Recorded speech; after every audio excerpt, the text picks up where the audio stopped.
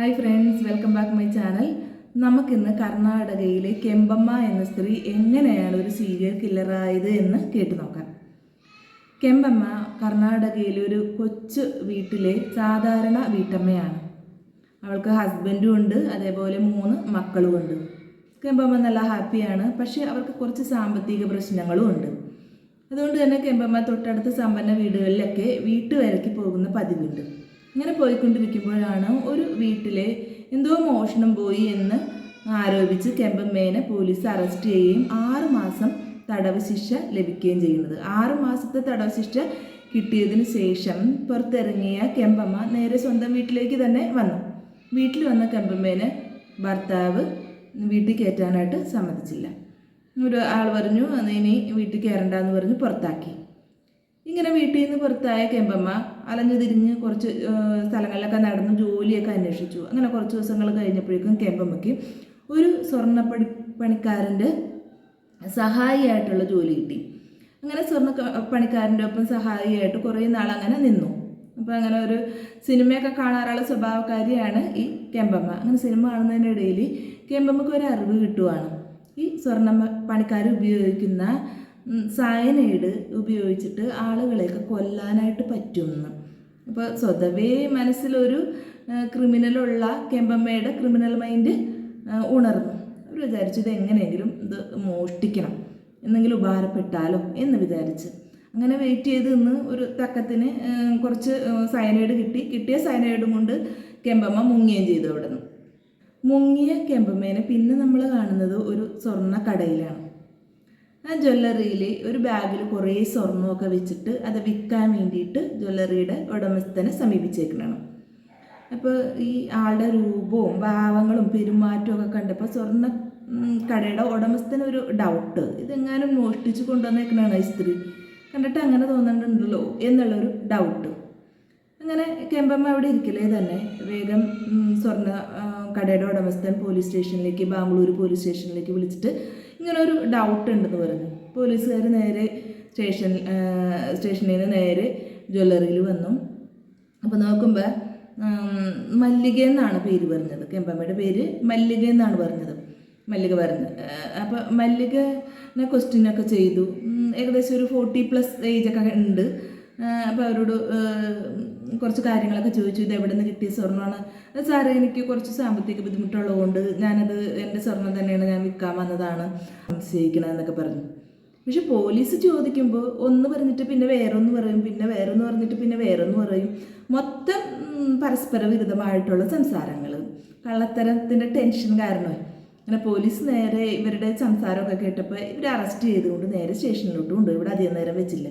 സ്റ്റേഷനിൽ കൊണ്ടുവന്നിട്ട് സ്റ്റേഷനിൽ വെച്ചിട്ട് ചോദ്യം ചെയ്യാൻ തുടങ്ങി. നല്ല പഠിച്ച കള്ളിയായിട്ടുള്ള കെമ്പമ്മ എന്തെങ്കിലും വിട്ടു പറയാനായിട്ട് തയ്യാറാകുമോ? ആൾ എത്ര ശ്രമിച്ചിട്ടും ഇതെൻ്റെ സ്വർണം തന്നെയാണ് സാറേ, എനിക്ക് കഷ്ടപ്പാട് കാരണമായിട്ട് പൈസക്ക് ആവശ്യം വന്നപ്പോൾ ഞാൻ വിൽക്കാൻ വന്നതാണ് സാറേ എന്ന് പറഞ്ഞുകൊണ്ടേ ഇരിക്കുകയാണ്. ഒരു രക്ഷയുമില്ല. അങ്ങനെ പോലീസ് നോക്കുമ്പോൾ എന്താണ്, കളവ് ചെയ്തിട്ട് 6 മാസം ശിക്ഷ അനുഭവിച്ചിട്ടുള്ള ഒരു ബാക്ക്ഗ്രൗണ്ട് മല്ലികയ്ക്കുണ്ട്.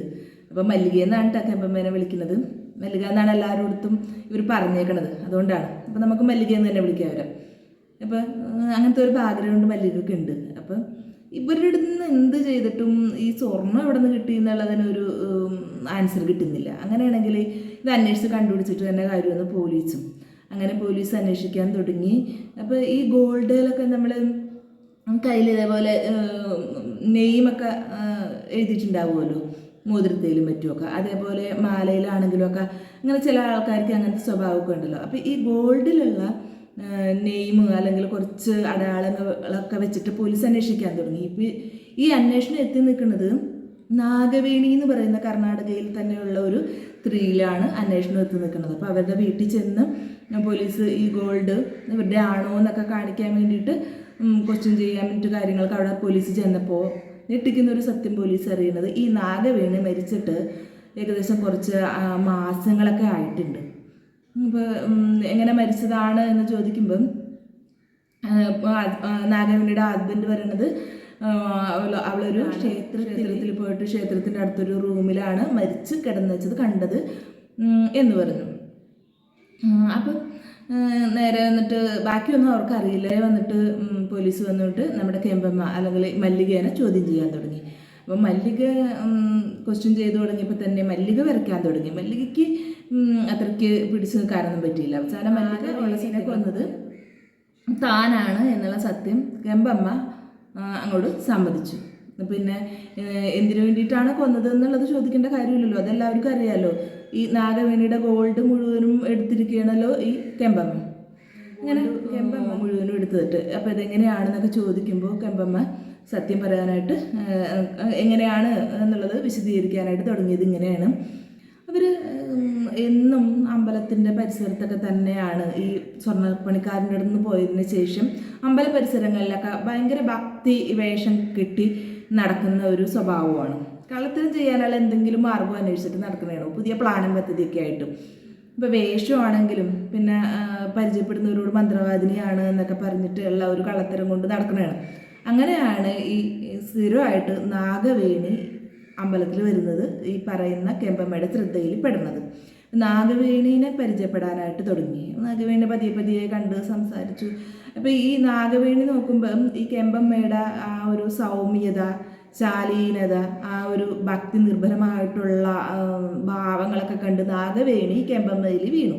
അപ്പോൾ കെമ്പമ്മ പറഞ്ഞു, ഞാനൊരു മന്ത്രവാദിയാണ്, നിൻ്റെ പ്രശ്നം എന്താണെന്ന് ചോദിച്ചു. അപ്പോൾ അവർ പറഞ്ഞു, എനിക്ക് ആൺമക്കൾ ഇല്ല, എനിക്ക് ആൺമക്കളെ വേണം, അതിന് വേണ്ടിയിട്ടാണ് ഞാനിങ്ങനെ പ്രാർത്ഥിച്ചുകൊണ്ടിരിക്കണമെന്ന് അവളുടെ സങ്കടം ഇങ്ങനെ കെമ്പമ്മേനോട് തുറന്നു പറഞ്ഞു. കെമ്പമ്മ നേരെ എന്ത് ചെയ്തു, നീ അതിനെന്തിനാണ് സങ്കടപ്പെടുന്നത്, അതിന് നമുക്ക് വഴി ഉണ്ടാക്കാം, അതിന് വേണ്ടി പ്രത്യേക പൂജകളൊക്കെ ഉണ്ട്, നീ ഒരു പണി ചെയ്താൽ മതി. ഇന്ന ദിവസം ഇവിടുന്ന് കുറച്ച് ദൂരെയായിട്ട് ഒരു അമ്പലമുണ്ട്, ആ അമ്പലത്തിൻ്റെ അവിടെ പരിസരം കൊണ്ടൊരു റൂം എടുത്തിട്ട് നമുക്ക് അവിടെ ഒരു പൂജയൊക്കെ നടത്താം, നീ അവിടെ വന്നാൽ മാത്രം മതി, ഞാനത് ചെയ്തോളാം, നിനക്ക് എത്രയും പെട്ടെന്ന് ആൺമക്കളുണ്ടാവും എന്ന് പറഞ്ഞു. ഇത് വിശ്വസിച്ച നാഗവേണിക്ക് എങ്ങനെയെങ്കിലും ആൺമക്കളുണ്ടായാൽ മതി എന്നുള്ള ചിന്തയിൽ ഞാൻ വരാമല്ലോ എന്ന് പറഞ്ഞു. അപ്പോൾ പോണ വഴിക്ക് കെമ്പമ്മ പറഞ്ഞു, നീ പോകുമ്പോൾ ഒരു കാര്യം ഓർക്കണം, ഈ വിവരം ആരോടും പറയരുത്, ഫലപ്രാപ്തി ഉണ്ടാവില്ല കേട്ടോ. അതേപോലെ തന്നെ നീ വരുന്ന ദിവസം നല്ല ഐശ്വര്യത്തോടെ വരണം, എന്നാലാണ് ദൈവത്തിന് പ്രീതി തോന്നുള്ളൂ. നല്ല വേഷങ്ങളൊക്കെ അണിഞ്ഞിട്ട് ഉള്ള എല്ലാ സ്വർണ്ണങ്ങളൊക്കെ അണിഞ്ഞ് നല്ല ഭംഗിയായിട്ട് വേണം, ഐശ്വര്യത്തോടെ വേണം നമ്മൾക്ക് പൂജ ചെയ്യാനായിട്ട്, എന്നാലാണ് ഈ പൂജയ്ക്ക് ഫലപ്രാപ്തി ഉണ്ടാവുള്ളൂ എന്ന് പറഞ്ഞു. ഇത് വിശ്വസിച്ച നാഗവേണി വീട്ടിൽ പോയി. പിന്നെ കുറച്ച് പറഞ്ഞ ദിവസം ഈ മല്ലികയുടെ കൂടെ കുറച്ച് ദൂരെയുള്ള അമ്പലത്തിൽ വന്ന് പ്രാർത്ഥിച്ചു. അമ്പലത്തിൻ്റെ തൊട്ടടുത്ത് റൂം എടുത്ത് പൂജകളൊക്കെ തുടങ്ങി. പൂജ തുടങ്ങുന്നതിൻ്റെ സ്റ്റാർട്ടിങ് പോയിന്റിൽ തന്നെ നമ്മുടെ കെമ്പമ്മ പറഞ്ഞു, ഇനി കണ്ണടച്ച് ഒന്ന് പ്രാർത്ഥിക്കാൻ പറഞ്ഞു. അപ്പോൾ കണ്ണടച്ച് പ്രാർത്ഥിച്ച് കഴിഞ്ഞ് കണ്ണു തുറക്കുമ്പോൾ ഒരു തീർത്ഥം നമ്മുടെ കെമ്പമ്മ ഈ പറയുന്ന നാഗവേണിക്ക് കൊടുക്കുകയാണ്. അപ്പം തീർത്ഥം എന്ന് പറഞ്ഞാൽ എന്താ സംഭവം, നമ്മുടെ സ്വർണ്ണപ്പണിക്കാരൻ്റെ അടുത്ത് നിന്ന് അടിച്ച് മാറ്റിയ സയനൈഡാണ് തീർത്ഥം എന്ന് പറഞ്ഞുകൊണ്ട് കൊടുക്കുന്നത്. നാഗവേണി വേഗം അത് കുടിച്ച ഉടനെ തന്നെ നാഗവേണി പെടഞ്ഞ് വീണ് മരിച്ചു. അപ്പം മരണം ഉറപ്പാക്കാൻ വേണ്ടിയിട്ട് മൂക്ക് നന്നായിട്ട് പൊത്തിപ്പിടിക്കുന്ന ഒരു സ്വഭാവം കൂടി നമ്മുടെ കെമ്പമ്മയ്ക്കുണ്ട്. അങ്ങനെ മൂക്കും പൊത്തിപ്പിടിച്ചു. ഈ കുറച്ച് കഴിഞ്ഞപ്പോൾ പെടഞ്ഞ് വീണ് മരിച്ചു എന്ന് ഉറപ്പായതിന് ശേഷം വേഗം ഗോൾഡൊക്കെ എടുത്ത് അടിച്ച് മാറ്റി കുറച്ച് മാസങ്ങളോളം വെയിറ്റ് ചെയ്തു. ഈ ഒരു പ്രശ്നമൊക്കെ ഒന്ന് ശമിക്കണമല്ലോ. ഇപ്പോൾ 2007 സംഭവം നടക്കുന്നത്. അപ്പോൾ ന്യൂസൊക്കെ സ്പ്രെഡായിട്ടുണ്ട്. അതൊക്കെ ഒന്ന് ശമിച്ച് കഴിഞ്ഞപ്പോഴേക്കുമാണ് ഈ ഗോൾഡും കൊണ്ട് സ്വർണ്ണക്കടയിൽ വരെ പിടിക്കപ്പെടുകയും ചെയ്യുന്നത്. അപ്പോൾ കാര്യങ്ങളൊക്കെ അറിഞ്ഞു, സമ്മതിച്ചു. ഇങ്ങനെ റിമാൻഡ് ചെയ്ത കെമ്പമ്മയുടെ ന്യൂസ് പത്രത്തിലൊക്കെ വലിയ ന്യൂസായിട്ട് മാറി. അങ്ങനെ ന്യൂസ് അറിഞ്ഞ് ഒരുപാട് സ്ഥലങ്ങളിൽ നിന്നായിട്ട് ഒരുപാട് സ്ത്രീകളെ കാണാനായിട്ടുണ്ട് എന്ന് പറഞ്ഞുകൊണ്ട് അവരുടെ ബന്ധുക്കാരും സ്വന്തക്കാരും പോലീസ് സ്റ്റേഷനിലേക്ക് ഓടിക്കയറി. ദിവസങ്ങൾ എൻ്റെ സഹോദരനെ കാണാണ്ടായി, എൻ്റെ മോളെ കാണാണ്ടായി എന്നൊക്കെ പറഞ്ഞുകൊണ്ട്. അപ്പോൾ പോലീസ് ഇതുമായിട്ട് ബന്ധപ്പെട്ട് അന്വേഷിക്കുക എന്നൊക്കെ പറഞ്ഞു. അപ്പോഴാണ് ഒരു ലേഡി വരുന്നത്, മണി എന്ന് പറയുന്നൊരു ലേഡി. അവർ പറഞ്ഞു, സാറേ, ഈ എൻ്റെ ചേച്ചിയായിട്ടുള്ള രേണുകേനെ കാണാനായിട്ട് വീട്ടിൽ വരുമായിരുന്നു, രേണുക ഇപ്പം മിസ്സിങ് ആണ്, രേണുകനെ കാണാനില്ല എന്ന് പറഞ്ഞു. അപ്പോൾ അതുമായിട്ട് ബന്ധപ്പെട്ട് പോലീസ് മല്ലികേനെ നമ്മുടെ കെമ്പമ്മേനെ ചോദ്യം ചെയ്യാൻ തുടങ്ങി. തുടങ്ങിയപ്പോൾ കെമ്പമ്മയ്ക്ക് പിന്നെയും ഒരു രക്ഷയില്ല. കെമ്പമ്മ സത്യം പറഞ്ഞു. കെമ്പമ്മ പറഞ്ഞു, രേണുകേനെ കൊന്നത് ഞാൻ തന്നെയാണെന്ന് പറഞ്ഞു, സ്വർണത്തിന് വേണ്ടി തന്നെയാണ് കൊന്നതെന്ന് പറഞ്ഞു. അപ്പം സാമ്പത്തികമായിട്ട് കുറച്ച് നിലയിലുള്ള കുറച്ച് ഗോൾഡൊക്കെ ഉള്ള സ്ത്രീകളെയാണ് ഇരയായിട്ട് നമ്മുടെ കെമ്പമ്മ നോട്ട് ഇടുന്നത്. അങ്ങനെ രേണുവക്കും സാമ്പത്തികമായിട്ട് കുഴപ്പമില്ല. അപ്പോൾ രേണുകേനെ പിടിച്ചു. ഇതേപോലെ രേണുവക്ക് കുട്ടികളില്ല എന്ന് പറഞ്ഞുകൊണ്ട് അമ്പലത്തിൽ സ്ഥിരമായിട്ട് വരുന്നത് കണ്ടിട്ട് ആ രേണുകേനെ ഇതേപോലെ സോപ്പിട്ട് നേരത്തെ പറഞ്ഞ അതേപോലെ തന്നെ ദൂരത്തുള്ള ഒരു അമ്പലത്തിലേക്ക് കൊണ്ടുപോയി. അമ്പലമല്ല, ദൂരത്തുള്ള ഒരു ആശ്രമത്തിലേക്കാണ് രേണുകേനെ കൊണ്ടുപോയത്. ആശ്രമത്തിൽ കൊണ്ടുപോയിട്ട് ഇതേപോലെ പൂജ തുടങ്ങിയത് ഫസ്റ്റ് തന്നെ സയനൈഡ് കൊടുത്ത് പെടുന്ന് വീണ് മരിച്ച് രേണുക. ഈ മരിച്ച രേണുകേനെ അവിടെ ഉപേക്ഷിച്ചു. സ്വർണവും കൊണ്ട് അത് 2006 ആ ഒരു സംഭവം നടക്കുന്നത്. അപ്പോൾ രേണുകയുടെ ഹസ്ബൻഡ് ശങ്കർ പോലീസ് സ്റ്റേഷനിൽ കേസ് കൊടുത്തിട്ടുണ്ടായിരുന്നു, രേണുകേനെ കാണാനില്ല എന്ന് പറഞ്ഞുകൊണ്ട്. പക്ഷെ രേണുകേനെ കണ്ടെത്താനായിട്ട് പോലീസിന് സാധിച്ചുമില്ല. രേണുക ചെന്നെത്തിപ്പെട്ട ആ ആശ്രമത്തിലെ നിവാസികൾ രേണുകേനയുടെ ബോഡി നമ്മുടെ ശുചിമുറി കിടന്ന് കിട്ടിയിരുന്നു. അപ്പോൾ അത് വെച്ചിട്ട് ഐഡൻറ്റിഫൈ ചെയ്യാൻ പറ്റിയ ആളുകളുണ്ടോ എന്നൊക്കെ നോക്കി കുറച്ച് വെയിറ്റ് ചെയ്തെങ്കിലും ആരും അന്വേഷിച്ച് വരാഞ്ഞതായതോടുകൂടി ആശ്രമ നിവാസികൾ ആ ബോഡി ദഹിപ്പിക്കുകയും ചെയ്തു. പക്ഷേ നമ്മുടെ കെമ്പമ്മ പറഞ്ഞത് സത്യമാണെങ്കിലും അത് കേസ് കോടതിയിൽ വരുമ്പോൾ അതിന് ആസ്പദമായിട്ടുള്ള തെളിവുകളും മറ്റും വേണമല്ലോ, അല്ലെങ്കിൽ ശിക്ഷ കിട്ടത്തില്ല. അങ്ങനെ പോലീസ് ആശ്രമത്തിൽ ചെന്ന് അന്വേഷിച്ചു. അപ്പോൾ ആശ്രമത്തിൽ അങ്ങനെ എന്തൊക്കെയോ സൂക്ഷിച്ചു വെച്ചിട്ടുണ്ടായിരുന്നു. അത് രേണുകയുടെ ഹസ്ബൻഡ് ഐഡൻറ്റിഫൈ ചെയ്തു. അതൊരു തെളിവായിട്ട് മാറി. അങ്ങനെ 2 കൊലപാതകമാണ് നമ്മുടെ കെമ്പമ്മ ചെയ്തിരിക്കുന്നത് സ്വർണത്തിന് വേണ്ടിയിട്ടും. അപ്പോൾ ആഡംബര ജീവിതമാണ് അവരുടെ ഉദ്ദേശം. സ്വർണം വേണം, നല്ല ആഡംബരമായിട്ട് ജീവിക്കണം, ഇതാണ് മോട്ടീവ് അവരുടെ.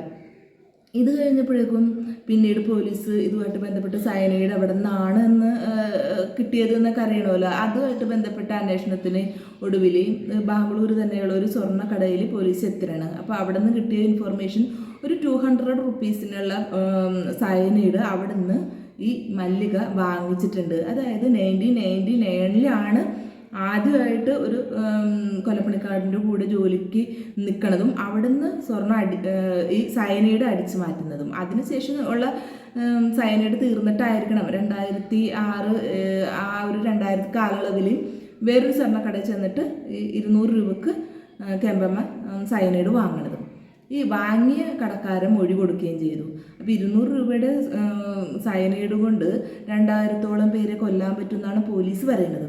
അപ്പോൾ അങ്ങനെയാണെങ്കിൽ ഈ കയ്യിലുള്ള സയനൈഡ് കൊണ്ട് ഈ പറയുന്ന കെമ്പമ്മ എത്ര പേരെയൊക്കെ കൊന്നിട്ടുണ്ടാവും? അവരോട് ക്വസ്റ്റ്യൻ ഒന്നും കൂടെ ചോദിക്കാൻ തീരുമാനിച്ച് പോലീസ് കെമ്പമ്മേനെ ചോദ്യം ചെയ്യാൻ തുടങ്ങി.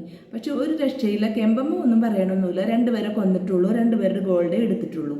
ഇങ്ങനെ പിന്നെ നുണപരിശോധന പോലെയുള്ള ശാസ്ത്രീയമായിട്ടുള്ള പരിശോധനകൾക്ക് കെമ്പമ്മേനെ വിധേയയാക്കി. അങ്ങനെ കെമ്പമ്മ സത്യം പറയാൻ തുടങ്ങി. അതോടുകൂടി ഒരു കൊലപാതക പരമ്പരകളുടെ തന്നെയാണ് ചുരുളഴിയുന്നത്. കെമ്പമ്മ പറയാൻ തുടങ്ങിയ ആ സത്യങ്ങൾ കേട്ടിട്ട് പോലീസ് വരെ ഞെട്ടിത്തിരിച്ചുപോയി. അതേപോലെയാണ് ഒരുപാട് സ്ത്രീകളെന്ന് പറഞ്ഞ് 7ഓളം സ്ത്രീകളെയാണ് കെമ്പമ്മ മൊത്തത്തിൽ കൊന്നതെന്ന് പറഞ്ഞ് സമ്മതിച്ചിരിക്കുന്നത്. അപ്പോൾ കെമ്പമ്മയുടെ സ്റ്റാർട്ടിംഗ് എന്ന് പറയുന്നത് ഞാൻ നേരത്തെ പറഞ്ഞല്ലോ 1999 സ്റ്റാർട്ട് ചെയ്യണത്. അതൊരു മമത എന്ന് പറയുന്നൊരു 30 വയസ്സുകാരിനെയാണ് ഇതേപോലെ തന്നെ വിളിച്ചും കൊണ്ട് പോയി കുടുംബ പ്രശ്നങ്ങൾ മാറ്റിത്തരാമെന്നൊക്കെ പറഞ്ഞിട്ട് അഭിനയിച്ച് കൊന്നുകളയണത് ക്ഷേത്ര പരിസരത്തുള്ള ഒരു റൂമിൽ.